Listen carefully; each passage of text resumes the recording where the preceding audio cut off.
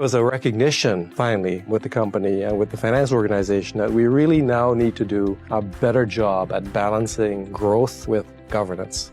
And that's really the impetus of trying to change and evolve the transformation of global finance in the Coca-Cola company. This belief that we need to focus more on the front-facing side of the business, driving growth with the appropriate level of balance. And more importantly, to ensure that we're doing it with the people. And the people is the way we're going to get there. The right people in terms of having the right skills, but more in terms of having a motivated and empowered team. A team that will be able to create more innovation for us, look at things in a much better way, and help drive the growth with the right balance of governance. With the advent of Sarbanes-Oxley, there was a lot of processes and procedures that we had to follow. And I think the leadership and the culture became very mechanical and very process-oriented. And therefore, it also created a situation where people didn't feel that they were part of building the business.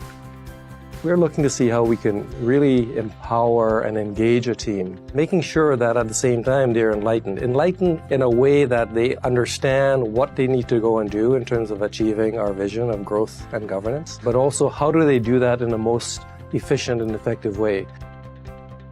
We're very fortunate to have a very strong team supporting us with Carrie McBride, Carolyn Freeman, Ellen Windsor, and Mikhail. Carrie initially started with me, mind mapping ideas to help strategize in terms of how we ought to be thinking about our culture. And it helped us evolve into thinking more about the behaviors actually that drive the culture. And that was very, very helpful. Evolving from that, it re-emphasized that the vision that we'd created was the right one. Between Carrie and Carolyn, they helped us orchestrate a session where we had 23 one-hour sessions, which involved 100 global associates. And these associates were from Shanghai to Manila to Buenos Aires. You had different people at different levels, from the CFO to the accounting clerk, from different geographies, all interacting and providing, feedback in terms of our vision and our culture and what they were looking for. And that really helped drive a lot of the thinking that reinforced that we were on the right track. Just by conducting a virtual facilitated session like that, we got a lot of feedback that people thought that was very creative, very innovative, and allowed people to really interact in a different way. As we evolved from the vision, purpose, and culture, Ellen took over, who helped us think about how do we communicate those visions and the behaviors that we wanted.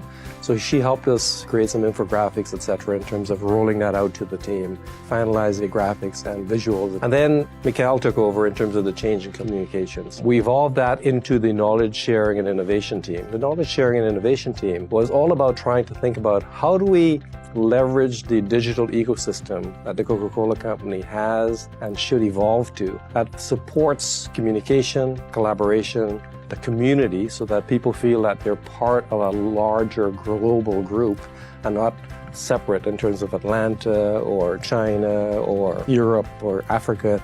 I think that the ThoughtLogic team has done a terrific job. I've been very impressed with them. They didn't come in as a consultant, but they came in as team members, all with different skill sets, and all coming in at the right time, actually, to help us move the project along at the right pace and with what technical expertise we needed, as well as the actual legwork in terms of getting things done. I really appreciate the teamwork and the get-it-done spirit, as well as the new ideas that the team brought in as we worked on these two work streams, vision, purpose, and culture, and knowledge sharing and innovation. My whole career has been in the finance function as a CFO or working with numbers, so having to focus on culture has been a very interesting journey for me in terms of how do you look at it, how do you try to put it in a accountant's box, and then how do you try to go and sell that into the system. Working with ThoughtLogic has helped me think about how to do that and how to try to evolve that into the organization.